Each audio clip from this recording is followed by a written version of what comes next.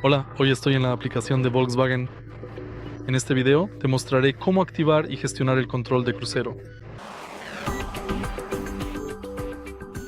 Para empezar, echemos un vistazo detrás del lado izquierdo del volante. Justo aquí tenemos esta palanca. Para activar el control de crucero, coloca el interruptor que se encuentra en la parte superior de la palanca en la posición de encendido y ahora acelera hasta la velocidad deseada. Una vez que hayas alcanzado la velocidad, presiona el botón Set.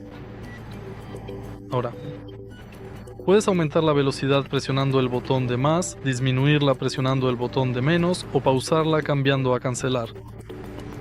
Para reanudar, presiona nuevamente el botón Set. Para desactivar el control de crucero, selecciona apagado. Y básicamente eso es todo. Si este video te resultó útil, por favor deja un like, comenta y suscríbete.